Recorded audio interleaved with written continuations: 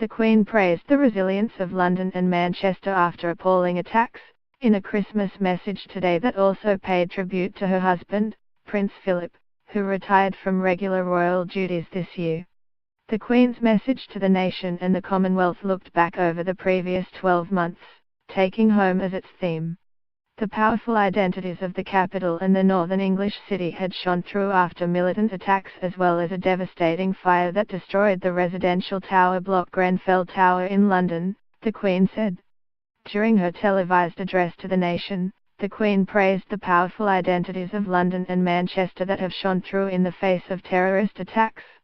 The 91-year-old monarch, whose televised address is an essential part of a traditional Christmas in Britain, said it had been a privilege to visit victims of the bomb attack at a pop concert in Manchester, as she was able to witness the bravery and resilience of survivors firsthand. This Christmas, I think of London and Manchester, whose powerful identities shone through over the past 12 months in the face of appalling attacks. In Manchester, those targeted included children who had gone to see their favorite singer. A few days after the bombing, I had the privilege of meeting some of the young survivors and their parents.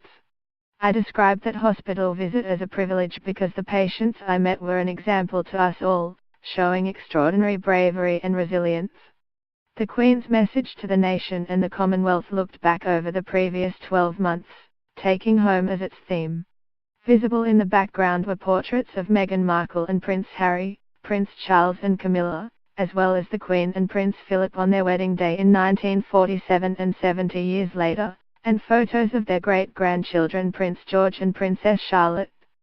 The nation endured a series of devastating terrorist atrocities during the year, beginning with the Westminster Bridge attack in March that saw 4 pedestrians die when an attacker, later shot dead by police, drove at them before fatally stabbing a police officer.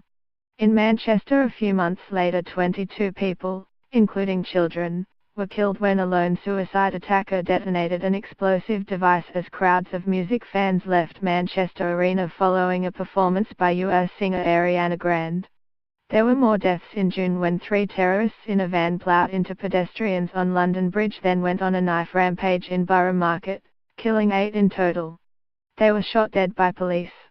On the 60th anniversary of her first televised Christmas address, Elizabeth said her reflections on the year had made her grateful for the blessings of home and family, and praised her husband and his unique sense of humor.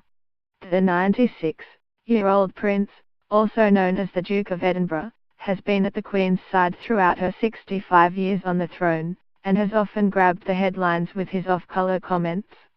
The Queen speaks to Amy Barlow, 12, from Rawtestall, Lancashire, and her mother, Cathy, during a visit to the Royal Manchester Children's Hospital to meet victims of the Manchester terror attack.